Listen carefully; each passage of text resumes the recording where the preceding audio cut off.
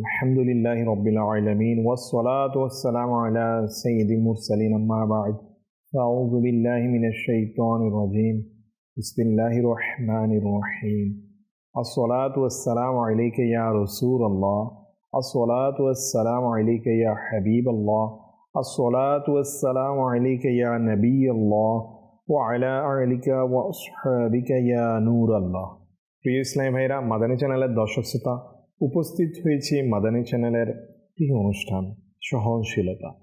জি হ্যাঁ প্রিয় ইসলামী ভাইরা ও মাদানী চ্যানেলের দর্শক শ্রোতা, আলহামদুলিল্লাহ আমরা দেখতে দেখতে এই অনুষ্ঠানে আলহামদুলিল্লাহ ধৈর্যের ব্যাপারে সাহাবায়ে কেরাম আলিম রিদওয়ানগণের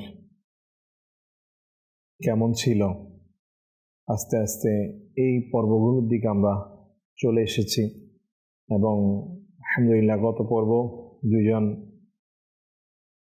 একজন বিশিষ্ট সাহাবী যিনি মুমিনিন ছিলেন আবু বকর সিদ্দিক রাদিয়াল্লাহু তাআলা আনহু, ওনার ধৈর্যের ব্যাপারে ওনার ঘটনা আমরা শ্রবণ করেছি। তো ইনশাআল্লাহুল কারীম আজ তেমনই একজন আমিরুল মুমিনিনের ধৈর্যের ব্যাপারে আমরা ইনশাআল্লাহুল কারীম শ্রবণ করব। চলুন অনুষ্ঠানে মূল পর্বে যাওয়ার পূর্বে আমরা একটি দুরূদ শরীফের ফজিলত শ্রবণ করি। প্রিয় নবী রাসূলুল্লাহ আরবি হুজুর পুন্নূর আকে নামদার মদিনার তাজদার হুজুর সাল্লাল্লাহু তাআলা আলাইহি ওয়া আলিহি ওয়াসাল্লাম ইরশাদ করেছেন, এই হাদিসে মুবারকাটা মাজমাউজ জাওয়ায়েদ নামক কিতাব থেকে এসেছে। তো রাসূলুল্লাহ সাল্লাল্লাহু আলাইহি ওয়াসাল্লাম ইরশাদ করেন এভাবে, যে ব্যক্তি আমার ওপর প্রতিদিন সকালে 10 বার এবং সন্ধ্যায় 10 বার দুরূদ শরীফ পাঠ করবে, তার জন্য কিয়ামতের দিন আমার সুপারিশ নসিব হবে। সুবহানাল্লাহ সুবহানাল্লাহ, কেমন ফজিলত দুরূদ শরীফের! আল্লাহু আকবার। মাত্র 10 বার সকালে, মাত্র 10 বার রাত্রে, সন্ধ্যায়। যে ব্যক্তি মুহাব্বত সহকারে আমার প্রিয় নবী রাসূলুল্লাহ সাল্লাল্লাহু তাআলা আলাইহি ওয়াসাল্লামকে স্মরণ করে দুরূদ শরীফটি পাঠ করবে, তার বেড়া তো পার হয়েই যাবে। কেননা যার ব্যাপারে আমার নবী সাল্লাল্লাহু তাআলা আলাইহি ওয়াসাল্লাম সুপারিশ করবে, সে কখনোই জাহান্নামী হতে পারে না। আল্লাহ তাআলা আমাদেরকেও বেশি থেকে বেশি দুরূদ শরীফ পাঠ করার, মুহাব্বত সহকারে আগ্রহ নিয়ে পাঠ করার, দৈনন্দিন পাঠ করার সে তৌফিক আমাদেরকে নসিব করুক। সাল্লু আলা হাবিব সাল্লাল্লাহু তাআলা আলা মুহাম্মদ সাল্লাল্লাহু তাআলা আলাইহি ওয়া আলিহি ওয়াসাল্লাম। প্রিয় ইসলামী ভাইরা, মাদানী চ্যানেলের দর্শক শ্রোতা, গত পর্বে আমরা হযরত সাইয়্যিদুনা সিদ্দিক আকবর রাদিয়াল্লাহু তাআলা আনহু এর ধৈর্যের ঘটনাবলী আমরা শ্রবণ করেছি। ইনশাআল্লাহুল কারীম আজ এমন এক আমিরুল মুমিনিনের ধৈর্যের ব্যাপারে আলোচনা হবে, যিনি ছিলেন ইসলামের দ্বিতীয় খলিফা, যিনি ছিলেন ফারুক আজম, যিনি ছিলেন আমার নবী সাল্লাল্লাহু তাআলা আলাইহি ওয়াসাল্লামের খুবই প্রিয়, এবং উজিরে নবী আতহার যিনি, তিনি ইসলামের দ্বিতীয় খলিফা হযরত সাইয়্যিদুনা ফারুক আজম রাদিয়াল্লাহু তাআলা আনহু। কেমন ছিলেন ইনার ধৈর্য, তিনি কেমন ধৈর্য ধারণ করতেন, ধৈর্যশীলতার পরিচয় ইনার চারিত্রিক বৈশিষ্ট্যের মধ্যে, বিভিন্ন ঘটনার মধ্যে এসেছে। ইনশাআল্লাহুল কারীম আমরা শ্রবণ করব, মাদানী ফুল হাসিল করব। তার পূর্বে চলুন আমরা সংক্ষেপে কিছু হযরত সাইয়্যিদুনা ফারুক আজম রাদিয়াল্লাহু তাআলা আনহুর পরিচিতি জেনে নিই। ইসলামের দ্বিতীয় খলিফা উজিরে নবী আতহার হযরত সাইয়্যিদুনা ফারুক আজম রাদিয়াল্লাহু তাআলা আনহু, ইনার কুনিয়ত অর্থাৎ ডাক নাম ছিল আবু হাফস, এবং উপাধি দেওয়া হয় এনাকে ফারুক আজম। সুবহানাল্লাহ। এক বর্ণনা মতে তিনি 39 জন পুরুষের পর প্রিয় নবী সাল্লাল্লাহু তাআলা আলাইহি ওয়াসাল্লামের দোয়ার বরকতে নবুয়ত প্রকাশের 6ষ্ঠ বর্ষে ঈমান আনেন। সুবহানাল্লাহ। এবং তিনি রাদিয়াল্লাহু তাআলা আনহু ইসলাম গ্রহণের কারণে মুসলমানেরা অত্যন্ত খুশি হয় এবং তাদের অনেক বড় সাহায্যকারী পাওয়া গেল। সুবহানাল্লাহ। এমনকি নবী করিম সাল্লাল্লাহু তাআলা আলাইহি ওয়াসাল্লাম মুসলমানদের সাথে পবিত্র হারেম শরীফে প্রকাশ্যে নামাজ আদায় করেন।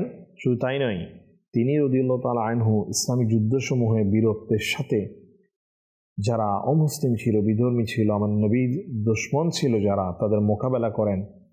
শুধু তাই নয়, ইনি প্রিয় নবী সাল্লাল্লাহু তাআলা আলাইহি ওয়া সাল্লামের একজন উপকারী বন্ধু এবং বিশ্বস্ত পরামর্শদাতা ছিল। আল্লাহু আকবার, সুবহানাল্লাহ। প্রথম খলিফা আমিরুল মুমিনিন হযরত সাইয়েদনা সিদ্দিক আকবর রাদিয়াল্লাহু তাআলা আনহুর পরে আমিরুল মুমিনিন হিসেবে হযরত সাইয়েদনা ফারুক আযম, অর্থাৎ খলিফা হিসেবে, ইসলামের দ্বিতীয় খলিফা হিসেবে ফারুক আযম রাদিয়াল্লাহু তাআলা আনহুকে মনোনীত করে যান এবং খিলাফতের আসনে বসে তিনি রাদিয়াল্লাহু তাআলা আনহু মুস্তাফা জানে রহমত হুজুর সাল্লাল্লাহু তাআলা আলাইহি ওয়া সাল্লামের যাবতীয় যে দায়িত্ব, আমার নবী সাল্লাল্লাহু তাআলা আলাইহি ওয়া সাল্লাম যেভাবে নিজ দায়িত্ব পালন করেছেন, যা সাহাবা ইকরাম আলাইহিম রিদওয়ান এনাদেরকে দেখিয়েছেন, সেই দায়িত্ব যখন ফারুক আযম রাদিয়াল্লাহু তাআলা আনহুর কাঁধে এসে পড়ে, তখন তিনি সেই দায়িত্ব যথাযথভাবে সুন্দরভাবে পালন করে যান। এবং সুবহানাল্লাহ, ইনি রাদিয়াল্লাহু তাআলা আনহু ইনার যখন শাহাদাত হয়েছিল তখন ইনার বয়স ছিল 63 বছর, যা আমার নবী করিম রফুর রহিম সাল্লাল্লাহু তাআলা আলাইহি ওয়া সাল্লামের বয়স মোবারকের সাথে নিসবত রয়েছে, মিল রয়েছে। সুবহানাল্লাহ, কেমন ইশকে রসুলের অধিকারী থাকলে এমন হায়াত পেতে পারে। জি হ্যাঁ, আল্লাহ তাআলা এগুলো তো আল্লাহ তাআলার মনোনীত বান্দাদেরকেই দান করে থাকেন, যারা আমার নবী করিম রফুর রহিম সাল্লাল্লাহু আলাইহি সাল্লামের জন্য নিজেকে উৎসর্গ করেছেন, তাদেরই এমন সৌভাগ্য নসিব হয়ে থাকে। আর তাদের মধ্যেই আমার ফারুক আযম হযরত সাইয়েদনা ফারুক আযম রাদিয়াল্লাহু তাআলা আনহু তিনি একজন। শুধু তাই নয়, প্রিয় ইসলামী ভাইয়েরা, হযরত ফারুক আযম রাদিয়াল্লাহু তাআলা আনহু সম্পর্কে একটি বর্ণনা এসেছে যে হযরত সাইয়েদনা সিদ্দিক আকবর রাদিয়াল্লাহু তাআলা আনহু এবং হযরত সাইয়েদনা ফারুক আযম রাদিয়াল্লাহু তাআলা আনহুকে দুনিয়ার জীবনেও এবং ওফাতের পরেও সরওয়ায়ে কায়নাত, শাহেনশাহে মৌজুদাত হুজুর নূর সাল্লাল্লাহু তাআলা আলাইহি ওয়া সাল্লামের বিশেষ সান্নিধ্যে প্রদান করা হয়েছিল। সুবহানাল্লাহ। এজন্যই তো আশিকের রাসূল ইমাম আহলে সুন্নাত ইমাম আহমদ রাজা খান রাহমাতুল্লাহি তাআলা আলাইহি খুব সুন্দর বলেন যে महबूब रब्बे अर्श है इस सबसे कुब्बे में, पहलू में जलवा गाहे अतीक ओ उमर की है, सदाईने का किरान है, पहलुए माह में जुर्मट किए हैं तारे, तजल्ली कमर की है। सुबहान अल्लाह, सल्लु अलल हबीब सल्लल्लाहु ताला अला मुहम्मद सल्लल्लाहु ताला अलैहि वसल्लम। तो अमर फारूक आज़म রাদিয়াল্লাহু তাআলা আনহু, আমরা ইনার ধৈর্যের ব্যাপারে শুনব। উমর ফারুক আযম রাদিয়াল্লাহু তাআলা আনহু ইনি অত্যন্ত, ইনার শান শওকত মর্যাদা এমন ছিল, স্বয়ং জিবরাইল আমিন আলাইহিস সালামকেও তার শান বর্ণনা করতে দেখা গেছে। এবং তিনি রাদিয়াল্লাহু তাআলা আনহু অত্যন্ত বিনয় এবং নম্র ছিলেন। এবং প্রত্যক্ষদর্শীরা যারা ফারুক আযম রাদিয়াল্লাহু তাআলা আনহুকে দেখেছেন, তারা বলছেন ইনি রাদিয়াল্লাহু তাআলা আনহু যখন বিনয় নম্রতার অধিকারী হয়ে যান, এরপর থেকে যখন তারা দেখেন যে কখনো ফারুক আযম রাদিয়াল্লাহু তাআলা আনহু মুখে হাসি আনেননি, এমনকি এই অবস্থাতেই ইনি দুনিয়া থেকে শাহাদাতের মাধ্যমে ইন্তেকাল করেন। সুবহানাল্লাহ। তো চলুন ইনার ধৈর্যের এবং ক্ষমার বিনয়ের একটি ঘটনা আমরা শ্রবণ করি। বর্ণিত আছে, রোমের এক বাদশাহ ছিল যিনি ফারুক আযম রাদিয়াল্লাহু তাআলা আনহুকে হত্যা করার জন্য, নাউযুবিল্লাহ, একজন অনারব ব্যক্তি মদিনা মুনাওয়ারায় পাঠালো এবং লোকদের কাছে সেই অনারবী ব্যক্তি হযরত সাইয়েদনা ফারুক আযম রাদিয়াল্লাহু তাআলা আনহুর ঠিকানা জানতে চাইল। তো লোকেরা বলল, দুপুরের শহর থেকে কিছু দূরে খেজুর বাগানে ফারুক আযম রাদিয়াল্লাহু তাআলা আনহু কাইলুল, অর্থাৎ আরাম করা অবস্থায় তুমি তাকে পাবে। এই অনারবী ব্যক্তি খুঁজতে খুঁজতে তার নিকট পৌঁছে গেল এবং দেখল যে তিনি ফারুক আযম রাদিয়াল্লাহু তাআলা আনহু চামড়ার তৈরি চাবুক নিজের মাথার নিচে দিয়ে মাটিতে গভীর ঘুমে আচ্ছন্ন। তখন সে আনারবি ব্যক্তি এই উদ্দেশ্যে খাপ থেকে তরবারি বের করে সামনে অগ্রসর হলো যে এই সুযোগে যে আমিরুল মুমিনিন ফারুক আজম রাদিয়াল্লাহু তাআলা আনহুকে এই ঘুমন্ত অবস্থায় হত্যা করে ফেলবে এবং হত্যা করেই পালিয়ে যাবে। কিন্তু সে যখনই ফারুক আজম রাদিয়াল্লাহু তাআলা আনহু এর সামনে অগ্রসর হলো, তখন হঠাৎ সে দেখল যে দুটি সিংহ গর্জন করতে করতে তার ওপর হামলা করতে প্রস্তুত হলো। সুবহানাল্লাহ। এবং এই ভয়ানক দৃশ্য থেকে সে ভয়ে ঘাবড়ে গিয়ে চিৎকার করে উঠল। আর এই ভয়ানক দৃশ্য যখন চিৎকার করে উঠল, তখন ফারুক আজম রাদিয়াল্লাহু তাআলা আনহুর ঘুম ভেঙে গেল এবং তিনি দেখলেন এক অনারবি ব্যক্তি ইনার খোলা তরবারি হাতে থরথর করে ফারুক আজম রাদিয়াল্লাহু তাআলা আনহু এর সামনে কাঁপছে। তিনি তাকে চিৎকার এবং ঘাবড়ানোর কারণ যখন জিজ্ঞেস করলো, সে সত্যি সত্যি সেই ঘটনায় ফারুক আজম রাদিয়াল্লাহু তাআলা আনহুকে বর্ণনা করে দিল। এবং ফারুক আজম রাদিয়াল্লাহু তাআলা আনহু যখন পরিপূর্ণ বর্ণনা শুনে গেল এবং দেখলো যে ইনি ভয়ে ফারুক আজম রাদিয়াল্লাহু তাআলা আনহুকে দেখেই যখন ভয়ে এত কম্পিত হয়ে গেল, তখন ফারুক আজম রাদিয়াল্লাহু তাআলা আনহু বিনয় প্রকাশ করলেন, ক্ষমা করে দিলেন এবং ইনার সাথে নম্রতা প্রদান করলেন, যার বদৌলতে সেই ব্যক্তি ইসলাম গ্রহণ করল। ফারুক আজম রাদিয়াল্লাহু তাআলা আনহুর মাধ্যমে ইসলামের সুশীতল ছায়ার মধ্যে সে চলে আসলো। সুবহানাল্লাহ, সুবহানাল্লাহ। কেমন ছিলেন আমার আমিরুল মুমিনিন হযরত সাইয়েদনা ফারুক আজম রাদিয়াল্লাহু তাআলা আনহুর বিনয়, সে নম্রতা, সেই সহনশীলতা। দেখুন ফারুক আজম রাদিয়াল্লাহু তাআলা আনহুকে, যিনি আমিরুল মুমিনিন ছিলেন, যিনি ছিলেন ইসলামের দ্বিতীয় খলিফা, এনাকে মুক্ত তরবারি হাতে হত্যা করার জন্য দাঁড়িয়ে রয়েছে সামনে।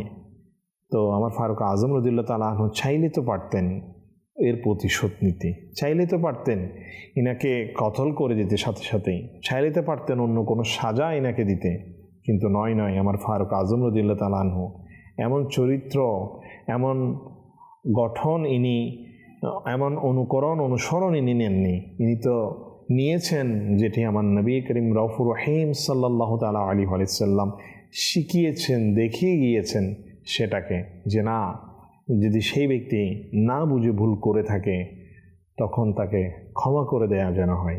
কেননা সে তো শরীয়তের বাউন্ডারি অতিক্রম করে ফেলেনি, অর্থাৎ ক্ষতি তো করে ফেলেনি।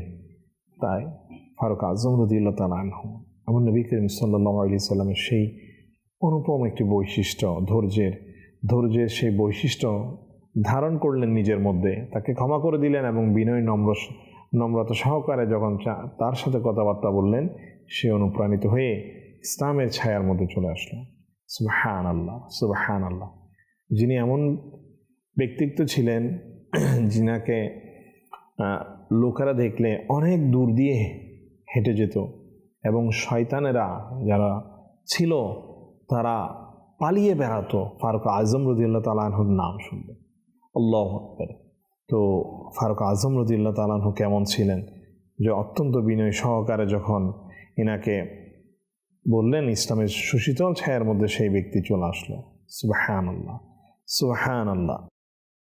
শুধু তাই নয় প্রিয় ইসলামী ভাইরা, ফারুক আজম রাদিয়াল্লাহু তাআলা আনহু আরেকটি ঘটনা এভাবে মুস্তাদরিকুল হাকিম কিতাবুল ঈমানের নামক গ্রন্থে এটি এসেছে যে যখন ফারুক আজম আমিরুল মুমিনিন হযরত সাইয়েদনা ফারুক আজম রাদিয়াল্লাহু তাআলা আনহু সিরিয়ায় গমন করলেন, হযরত আবু উবাইদা বিন জারাহ রাদিয়াল্লাহু তাআলা আনহু এবং তার সাথেও ছিল। উভয়ে এমন এক জায়গায় বসলেন যেখানে হাঁটু পরিমাণ পানি ছিল এবং তিনি তার উটনির উপর আরোহিত ছিলেন। উটনি থেকে নামলেন এবং নিজের মোজা খুলে কাঁধের উপর রাখলেন, অতঃপর উটনির লাগাম ধরে পানিতে নেমে গেলেন। তখন উবাইদা বিন জাররাহ রাদিয়াল্লাহু তাআলা আনহু আরজ করলেন, হে আমিরুল মুমিনিন, আপনি এটি কী কাজ করছেন? আমার এটি পছন্দ নয় যে এখানকার আদিবাসীরা আপনাকে দৃষ্টি তুলে দেখবে।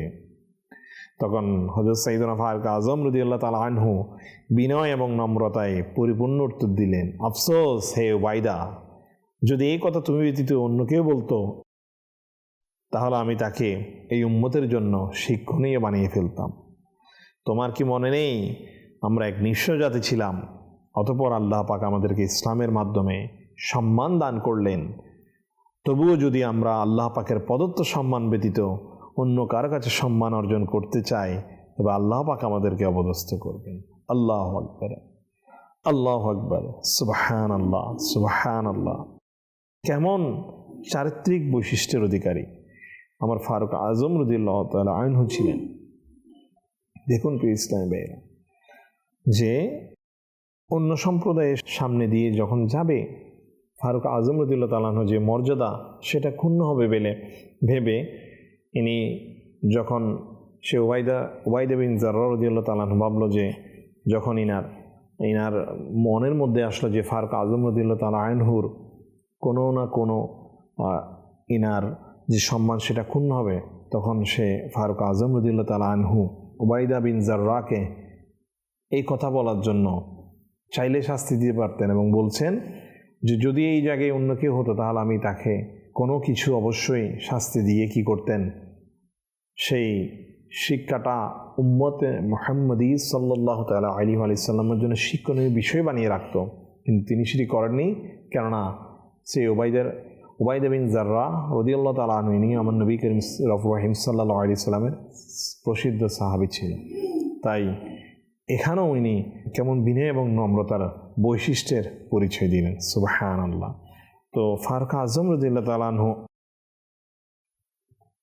ইনার জীবনীতে ইনি অসংখ্যবার এরকম ক্ষমার দৃষ্টান্ত স্থাপন করেছেন ইনার জীবনীতে, এবং শুধু তাই নয়, এই ক্ষমা করার মাধ্যমেও বিভিন্ন আল্লাহ তাআলার পক্ষ থেকে যে ক্ষমার প্রতিদান সেটিও পেয়েছেন। তিনি তো ফারুক আজম হয়ে গিয়েছেন, তিনি তো আমিরুল মুমিনিন হয়ে গিয়েছিলেন, এবং এখনও রয়েছেন এবং পরেও থাকবেন। এবং যিনি আমার প্রিয় নবী রাসূল আরবি সাল্লাল্লাহু তাআলা আলাইহি ওয়া সাল্লামের সান্নিধ্য নৈকট্য, যে দুইজন ব্যক্তি আমার প্রিয় নবী সাল্লাল্লাহু আলাইহি সাল্লামের খুবই সান্নিধ্যে থাকবে, তা দুনিয়া এবং আখিরাতও, তাদের মধ্যে একজন তিনি ফারুক আজম। তো ফারুক আজম রাদিয়াল্লাহু তাআলা আনহু এমন চরিত্রের অধিকারী ছিলেন। আরেকটি ছোট্ট ঘটনা আমরা ইনশাআল্লাহ শ্রবণ করব। সাল্লু আলাল হাবিব সাল্লাল্লাহু তাআলা আলা মুহাম্মদ সাল্লাল্লাহু তাআলা আলাইহি ওয়া সাল্লাম। ফারুক আজম রাদিয়াল্লাহু তাআলা আনহু কে দেখে যখন যারা অপরাধ করত তারা থরথর করে কাঁপত, কেননা ফারুক আজম রাদিয়াল্লাহু তাআলা আনহু যারা অন্যায় অপরাধ করত তাদেরকে অপছন্দ করতেন। এমনই একটি ঘটনা ঘটেছিল, এবং আল্লাহ তাআলার দয়ায় সে ব্যক্তি কিভাবে পার হলো, চলুন ইনশাআল্লাহুল কারীম আমরা শ্রবণ করি। একবার এক ইরানি শাহজাদাকে গ্রেফতার করে মদিনায় আনা হলো, যখন ফারুক আজম রাদিয়াল্লাহু তাআলা আনহুর শাসনকাল ছিল।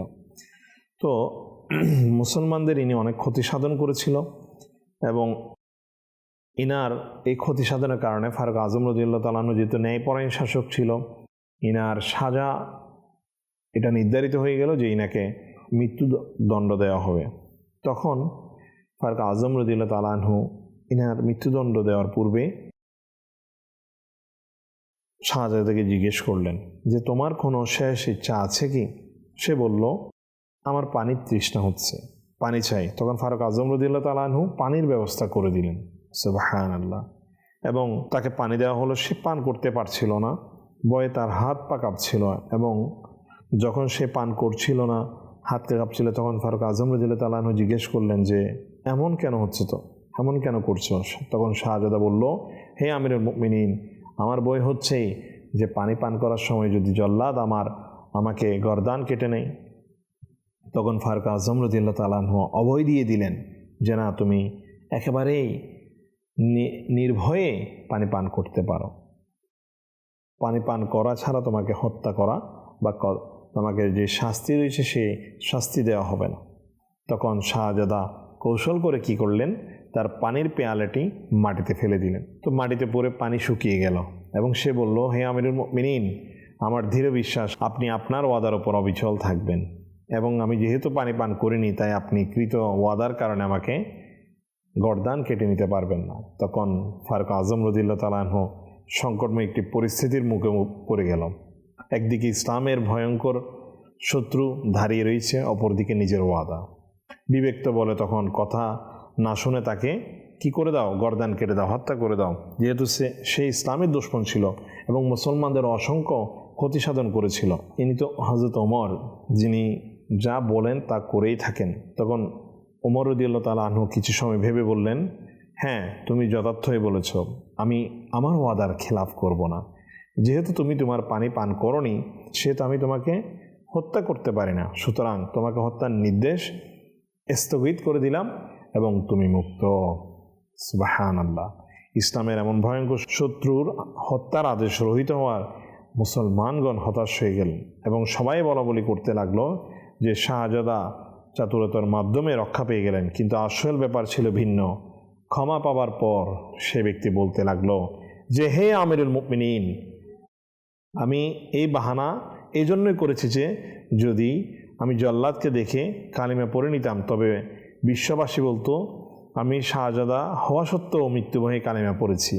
তাই আমি এমন একটি বাহানা করেছি যে বাহানা দিয়ে আমি আমার জীবনকে রক্ষা করেছি এবং আপনি আমাকে হত্যা করতে পারেননি এবং আমি স্বাধীন। হে আমিরুল মুমিনিন, আমি অকপটে স্বীকার করছি যে ধর্মে ওয়াদা রক্ষা করাকে এতটা মূল্যায়ন করা হয়, আমি সে ধর্মে দীক্ষিত হয়ে নিজেকে ধন্য করতে চাই। এবং সুতরাং সে ওই অবস্থায় ফারুক আজম রাদিয়াল্লাহু তাআলা আনহুর কাছে মুখে কালেমা শরীফ পড়ে মুসলমান হয়ে গেল। এবং সুবহানাল্লাহ, ফারুক আজম রাদিয়াল্লাহু তাআলা আনহু পরবর্তীতে ইনার কাছ থেকে অনেক বিষয়, অনেক পরামর্শ এটি ফারুক আজম রাদিয়াল্লাহু তাআলা আনহু ইনার কাছ থেকে অনেক ব্যাপারে গ্রহণ করেছিলেন। সুবহানাল্লাহ। দেখুন ফারুক আজম রাদিয়াল্লাহু তাআলা আনহু ক্ষমার যে ঘটনাটি, ধৈর্য ধারণ করেছেন ফারুক আজম রাদিয়াল্লাহু তাআলা আনহু। কিন্তু ইনি তো এমন শাসক নন, ইনি ন্যায়পরায়ণ শাসক। চাইলেই ইনার মন চেয়েছিল যেন ইনাকে সাথে সাথে, যেহেতু ইনি অপরাধ করেছে, ইনাকে হত্যা করে দেওয়া হোক না।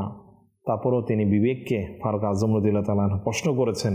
আল্লাহ তাআলার পক্ষ থেকে এটা তো হয়েই গেল যে সেই ব্যক্তি ইসলামে, যেহেতু ফারুক আজম রাদিয়াল্লাহু তাআলা আনহু এমন দৃষ্টান্ত স্থাপন করেছেন, তাহলে আমার ফারুক আজম রাদিয়াল্লাহু তাআলা আনহুর এই ফাইসালার কারণে যে মুসলমানদের ক্ষতি হবে এমন তো হতেই পারে না। তাই আমার আল্লাহ তাআলার পক্ষ থেকে সেই ব্যক্তির অন্তরে ইসলামের যে ভালোবাসা, ইসলামের যে আদর্শ, সেটি ঝুঁকিয়ে দেওয়া হলো এবং সে ব্যক্তি ইসলাম কবুল করে নিল।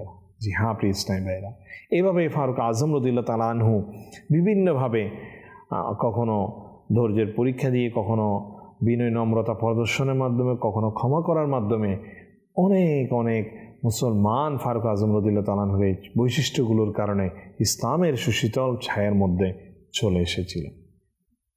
তা আমাদের উচিত প্রিয় ইসলামী ভাইরা, যখন আমরা বিপদে পড়ি, যখন আমরা পেরেশানগ্রস্ত হয়ে থাকি, যখন আমরা সমস্যায় পড়ে থাকি, আমরা যাতে বিবেক বুদ্ধি হারিয়ে না ফেলি, বরঞ্চ ধৈর্য ধারণ করি, ধৈর্যের মাধ্যমে আল্লাহ তাআলার কাছে সাহায্য প্রার্থনা করি। আল্লাহ তাআলাই আমাকে আপনাকে সাহায্য করবেন, যেভাবে আমার ফারুক আজম রাদিয়াল্লাহু তাআলা আনহুকে আমার আল্লাহ তাআলা সাহায্য করেছেন। আল্লাহ তাআলা আমাদের সবাইকে এই ঘটনাগুলোর মাধ্যমে ধৈর্যের যে কি ফজিলত বরকত রয়েছে তা বোঝার তৌফিক দান করুক ইনশাআল্লাহুল কারীম। আগামী পর্বে নতুন একটি বিষয় নিয়ে আপনাদের সামনে উপস্থিত হব। সবাই সুস্থ ভালো থাকুন, মাদানী চ্যানেল দেখতে থাকুন। সাল্লু আলাল হাবিব সাল্লাল্লাহু তাআলা আলা মুহাম্মদ সাল্লাল্লাহু তাআলা আলাইহি ওয়া আলিহি ওয়াসাল্লাম।